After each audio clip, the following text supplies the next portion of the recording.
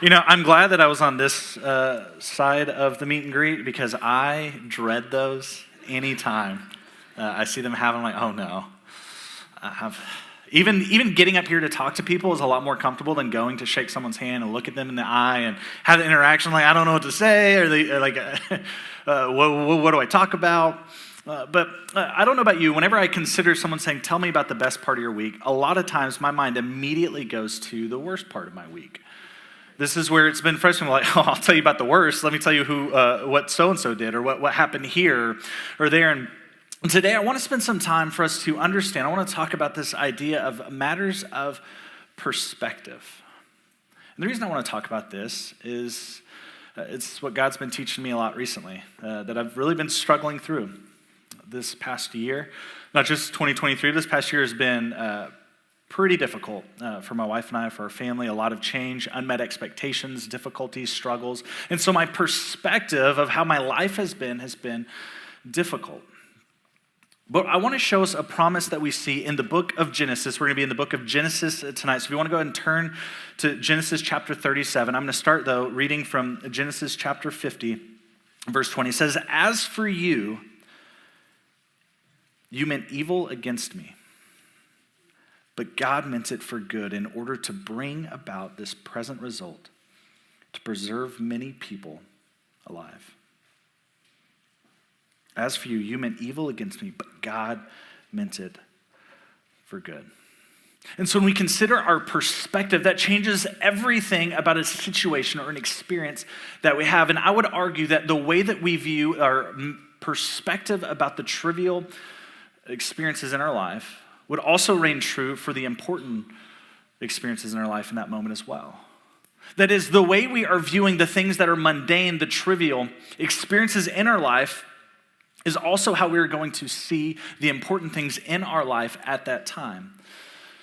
I'll give you an example recently, and actually 2 days ago, so don't judge me. Again, anyone that's up here that's talking, that's seeing is not perfect. We're also trying to walk through what it looks like to be a follower of Jesus in all circumstances or situations.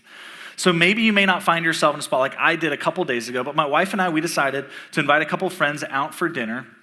And so we go out to this place, this local place. I'm not going to say the name because I'm not going to talk happily about it for a moment. So I'm not going to say, you don't ask me, I'm not going to tell you what it is. So we go out to dinner. It's a Friday night. And like a traditional couple that has small children, my wife and I, we have two daughters. We have Evelyn, who's 2.5, and we have Olivia, who's 7 months old.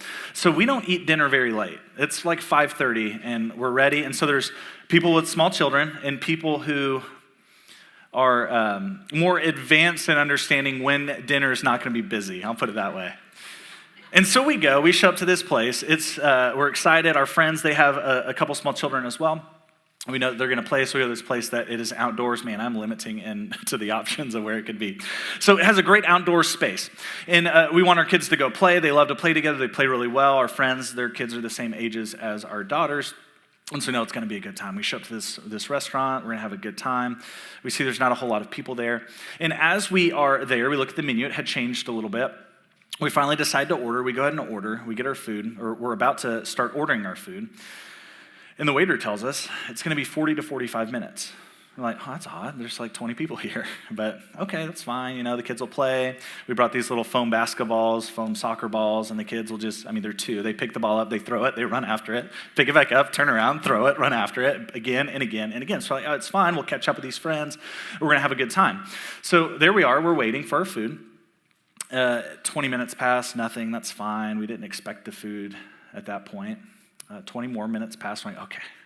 It's about to be time. I'm about ready. Meanwhile, the kids are still throwing the ball, running after it, picking it up, turning around, doing the same thing again and again, having a great time. We're catching up with our friends. It's fun. But then another 20 minutes pass. Still no food. And at this point, I'm thinking, it's been an hour. There's like no one here. You said 40 to 45 minutes. I thought that was a little extreme, but now it's been an hour and no one has come yet. 5 more minutes pass, nothing. At this point, and if you're like me, you don't have to admit it, you're staring at the place you know the food comes from at this point. You're like, and every time they walk out with the tray, you're like, that better come to my table. And so every single time it comes out, of course, it does not come to my table. 5 more minutes pass, nothing. And at this point, I am livid. I mean, I'm sweaty, I'm hot, I'm mad, and I'm telling my wife, I'm about to let them know what I think. And we're about to get this food and it's about to be free. And my wife just says, no, you're not gonna do that. I'm like, okay, well, I really want to. So meanwhile, again, I'm in my own world right now. Everyone else is having a great time. The kids are still, I mean, we're an hour and a half in. They're still throwing the ball, running after it, picking it up, turning around, throwing the ball. They're having the time of their lives. These little 2-year-olds are playing. We're talking with our friends. And now every single minute, it seems like an eternity. There, someone comes out. They walk up. I'm like, oh, they're coming to our table. This is great. And they do. They bring my friends their food. So I'm like, oof. And now I'm like, Katie, that's my wife's name. I'm talking to the manager. Like, this is ridiculous that we are still waiting. I'm not going to tell you what I ordered because then it'll tell you exactly where I was. But I want my food so bad. And it has been 1 hour, 31 minutes, and 42 seconds to this point. I remember because it says on the ticket exactly when we ordered the food. And I looked at my clock to see the time because I wanted to tell the manager, because I did end up going to talk to the manager. I march up there, and all my wife says is just be kind. Just be kind. It's not a big deal. So I go up. I'm going to tell them what I think. I'm about to get some free food. I'm going to get my food right now. Well, I talk to the manager. And of course, they're super apologetic. They're super kind. They say, yeah, we lost our chef. And I'm thinking, like, did he die? Like, now I feel terrible. So their chef's not there. And I'm like, oh, no, I'm so sorry. I don't know what happened. I don't know if he quit or whatever it may be, but they're apologetic. They give us a refund. So I think, sweet, food's comped. We're about to get our food. Well, they canceled the order too. Didn't know that part. And so wife was really excited about me. And so we end up, after 2 hours of waiting, end up getting McDonald's, and that's the end of the night. And I tell you that story to say that was so trivial in my life. Not a big deal. And I don't know if you're like me, that every single minute that you wait, you're like, I can't do this. I'm going to go tell somebody. I know some of you are like me, and some of you are looking at the person that you know is just like me, and you're like, yeah, you do that too. But it's a matter of perspective. My 2-year-old was fine. My 7-month-old was fine. My wife was fine. Our friends were fine. But I was not. Why? It's because my perspective was skewed. I was living in this situation, this scenario, and this is kind of how I've been over the last few months, where it's been this woe is me mentality. God, what are you doing in my life? I'm frustrated about this situation and this circumstance and this, and I don't like what I'm doing here, and I wish I could do that. And that bleeds over into the small, mundane things in our life, like waiting for food, where it is all about, woe is me, what is going on in my life? Everything is against me. Instead of having this mindset, this perspective that we're going to talk about tonight, which isn't a woe is me mentality, it is a the Lord is with me mentality. Because whenever I consider my life recently, I see this ideal life that's going to be comfortable, enjoyable, nice plush chair, and I think about what I intended life to look like. It's one of comfort, right? Everything goes my way, everything happens how I want it to. And this is where I see that I'm supposed to sit. But whenever I consider what I'm actually experiencing in my life, whenever I have this woe is me mentality, the seat that I'm actually in is one that's more like this one.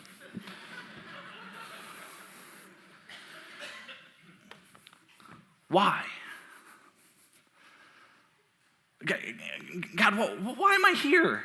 Like, I've been doing everything I can to get to this ideal situation, this ideal life that you had planned for me. But this is where I find myself sitting, and I don't know what seat that you see yourself pursuing, but what I want to talk about tonight is how God has brought us to this point where neither this nor this is what he had destined, he had in mind for us. We have to change our perspective and say, God, I'm going to follow after you. And so tonight we're going to be in Genesis. We're going to talk about the story of this guy named Joseph.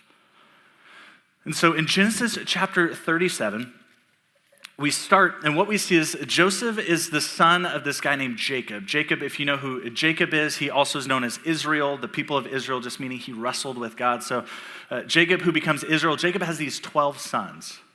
And out of all of his sons, Joseph, he says, is his favorite. Now, if you have siblings, you know who the favorite is for your parents. Even when your parents say, no, I don't have a favorite. Yeah, they do.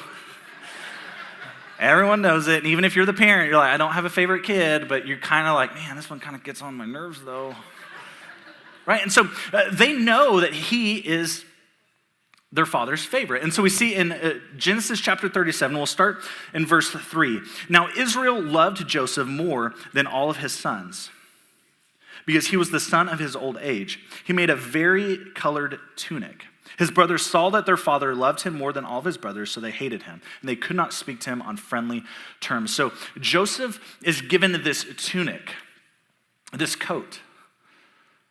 All his brothers see it. They don't get a coat. They're mad. They're angry. They hate him.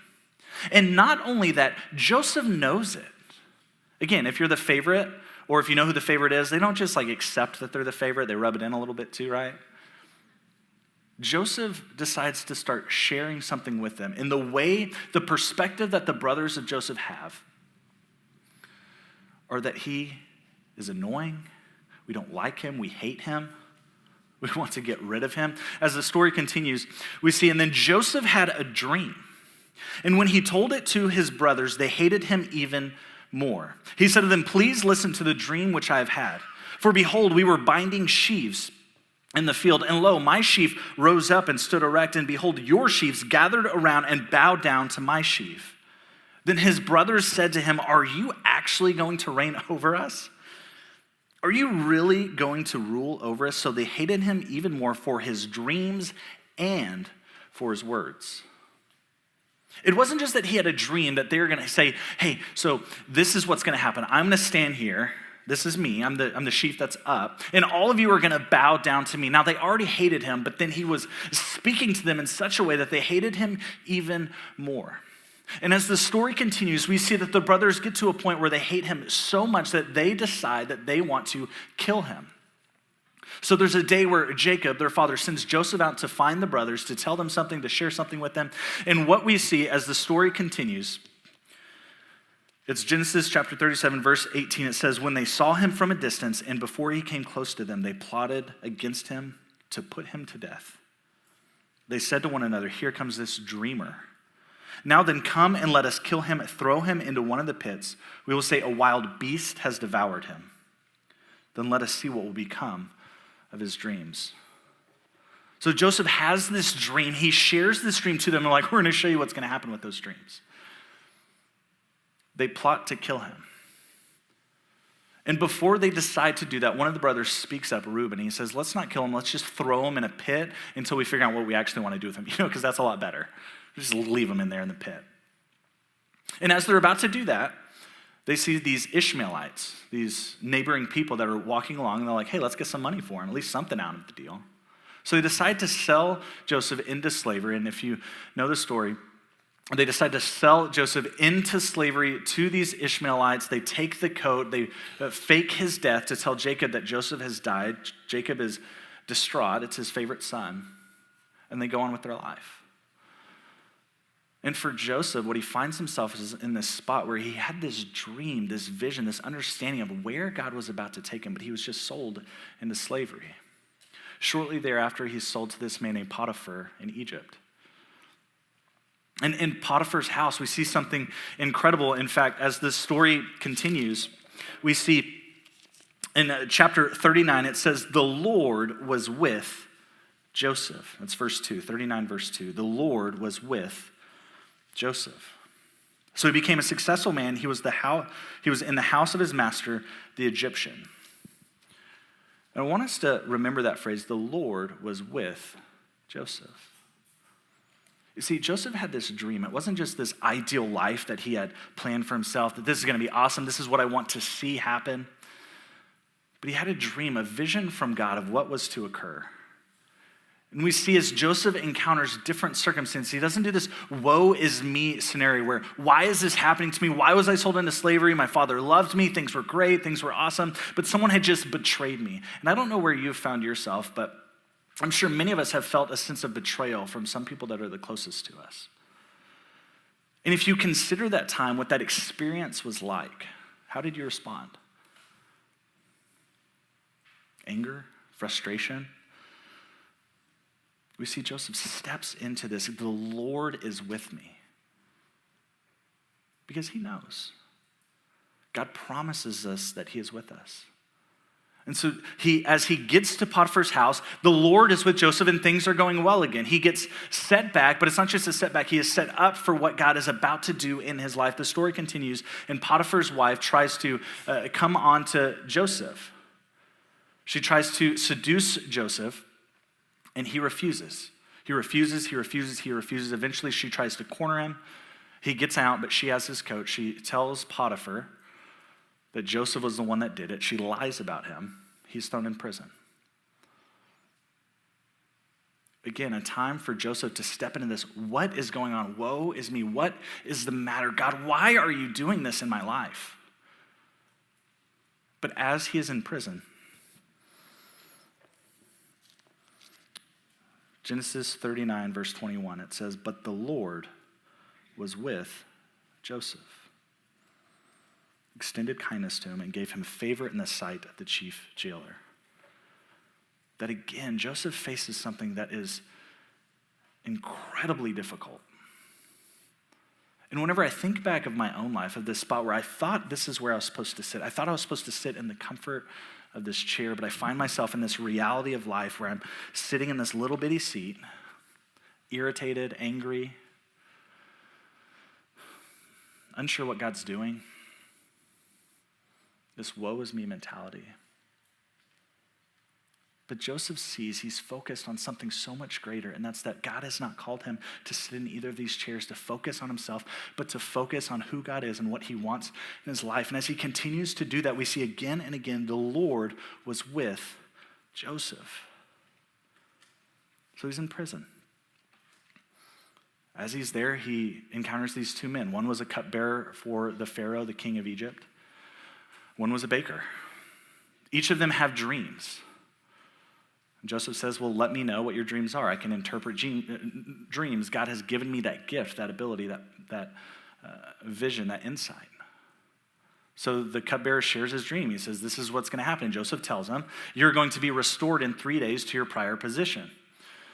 So you're going to get to go sip the wine before the Pharaoh does to see if there's poison in it, see if you'll die from it.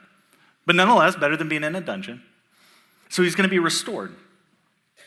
Baker starts to tell his dream. He's like, oh, this is going to be good for me too. The baker tells the story. Joseph tells him, you're going to die. You'll be killed for what you've done. But before the cupbearer leaves, Joseph says something very important. He says, remember me when you are back in your position, and remember what I've done. And as this story continues, the cupbearer is restored. The baker is killed. And there Joseph is, forgotten. For 2 years, we see Genesis chapter 41. Now it had happened at the end of 2 full years that Pharaoh had a dream, and behold, he was standing by the Nile. 2 full years. I couldn't wait an hour and a half for my meal. 2 years in a dungeon for something you didn't even do? That happened because you had brothers that were supposed to love you and care for you that sold you into slavery? And it's like every single time that things start to look good for Joseph, he just gets knocked back down once again. But what I want to tell you guys today is that just like it's been true for Joseph all throughout all of these times, the Lord was with Joseph. And I want to let you know, even tonight, the Lord is with you. And I don't know what you're experiencing, what you're going through, what frustration you have. Is it something related to your job? Is it something related to a family member? That God puts us in difficult positions so he can use us, so he can set up a greater story for our future. And we're about to see exactly what happens for Joseph when all of these dominoes start to hit. And so after 2 years, the Pharaoh has this dream. He has this dream, no one can interpret it. He calls all of these really smart people to this place, these magicians and these wise men to interpret the dream that he has. No one can do it. And then 2 years, oh, I remember this guy I met in jail 2 years ago. He remembers Joseph. It says there was this young Hebrew that interpreted these dreams and they came true. You should talk to him. So the Pharaoh calls Joseph and tells him about the dream. He says, Genesis chapter 41, verse 18. And behold, 7 cows, fat and sleek, came up out of the Nile, and they grazed in the marsh grass. Lo, 7 other cows came up after them, poor and very ugly and gaunt, such as I had never seen for ugliness in all of the land of Egypt. And then the lean and ugly cows ate up the first 7 fat cows. Yet when they had devoured them, it could not be detected that they had devoured them, as they were still ugly as before. And then I woke. Joseph goes on to interpret the dream, and he says there's going to be 7 years of plenty where we're going to have much in the land. But following those 7 years, there's going to be 7 years of famine, of nothing. And so in order for us to sustain during those 7 years of famine, we need to store up extra grain during the 7 good years. Pharaoh's like, that makes sense. And what he decides to do is to put Joseph in charge of that entire process. In fact, in verse 39 of chapter 41, it says, So Pharaoh said to Joseph, Since God has informed you of all of this, there is no one so discerning and wise as you. You shall be over my house, and according to your command, all my people shall do homage. Only in the throne will I be greater than you. So again, Joseph finds himself in this place where the Lord is with him, guiding his steps. And as the story continues, we see that the 7 years of plenty come. Joseph is over this big project. Famine hits. Everyone is coming to Egypt to Joseph in order to get grain so their family can live, including his brothers. Jacob sends his brothers to come to find Joseph. And as the story continues, they get to him and they bow down to Joseph. The dream that he had came true. And it could be so easy for Joseph and so easy for us in our lives to think, what is God doing in my life right now? Why is he letting this happen? And we can miss that God has a greater story for us if we just flip our perspective, if we change our perspective about what we're looking at. It's not, woe is me, God, why are you doing this to me? Why are you making my life like this? Why did you make my relationship in like this? God, why did this person have to die? Why are they no longer here? God, why? And we sit in this little bitty chair and we're just complaining and complaining and complaining, and it's not doing anything. Because we're like, that's where I'm supposed to be. But God says, no. No, that is not what I have for you. I don't want you to worry about yourself. I want you to know that I am with you. I am for you. And for Joseph in his life and for his brothers, we see something miraculous, something incredible. As his brothers come to bow down to him, Joseph forgives them. And in fact, what we just started with reading earlier, we see in Genesis chapter 50, he says, As for you, you meant evil against me, but God meant it for good. That if his brothers had not sold him into slavery, if he had not ended up in Potiphar's house, if his wife would not have seduced him and thrown him into jail, then he would not have been in a spot to interpret the dream of a cupbearer, to then be reminded to Pharaoh from that cupbearer that this guy can interpret dreams. He would not have found himself in that position to then present a plan to the king of Egypt, the most powerful man in the world, over this project that is going to save thousands and thousands and thousands of lives. What I want you to hear, what I want you to understand, and what we see with Joseph is that there's time and time and time again in our lives that feel like it's a setback. But the reason it feels like a setback is because our perspective has not been corrected.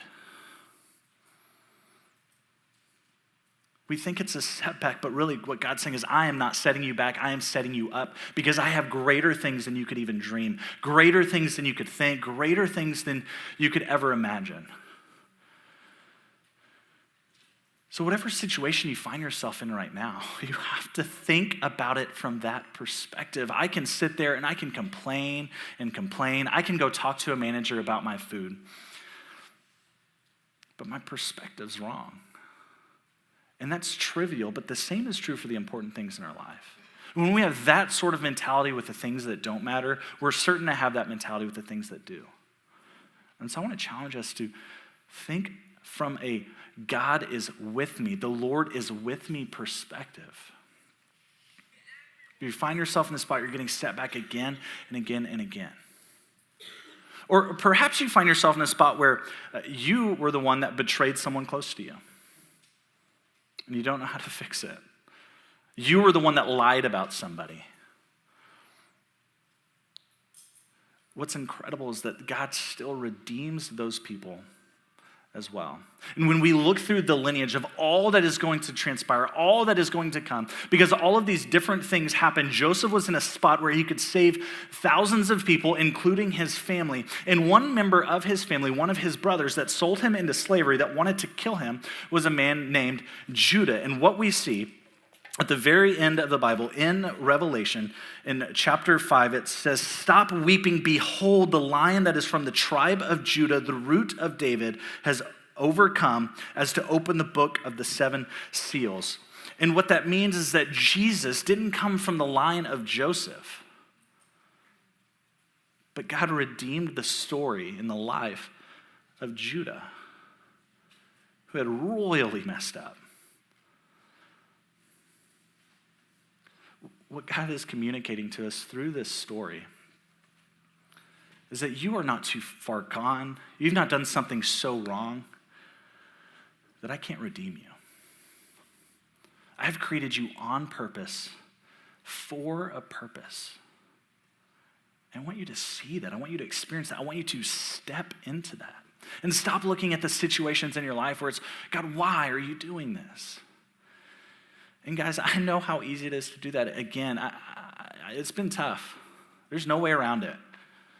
Conversations, unmet expectations, difficult situations that I have personally found myself in recently. And I've looked at my life recently through this woe is me mentality. In fact, whenever Wes asked me to speak today, my first reaction, my first thought was, no, I'm in no position to do this right now. I'm so angry. I'm so frustrated about certain things that I've experienced. But I knew that God was saying, no, this is what I need you to do. This is what I want you to do. Trust me, follow after me. And then I'm like, okay, yes. I mean, he didn't know that until just now. Sorry, Wes. And so then I'm like, what am I even going to talk about? And I'm just going through this file where I have every time I've ever taught anything from kids to students to adults. And I found this sermon about Joseph from 5 years ago. And I read it and I just almost start weeping. Why have I been looking at my life in this God, what are you even doing? And not looking at my life in this way that God is for me, he is with me. I just need to trust him. I need to step into that. So this has been challenging, but I want us all to see that God has something incredible in store for your life. But as long as you think this is where you belong, but this is where you are, you're never going to step into what God has for you, because he has not called us to stay stagnant, to stay stale, to find this great, beautiful retirement. Nor is he keeping us stuck in my daughter's chair. He says, I have something greater, something more powerful for you, but I need you to trust me. And every time we feel a setback, we can know that God is setting us up for something great, something incredible. If we live in the moment, stay focused on who he is, and seek after him. So as we close, I'm going to pray for us in a second. But I want you to consider that part of your life. Whatever it may be. Things may be great right now. When I first wrote this sermon 5 years ago, things weren't that bad. Things were looking pretty good. I find it today. I didn't know I needed it now. But what is that for you right now? Where do you find yourself in this season? Let's pray. God, thank you so much.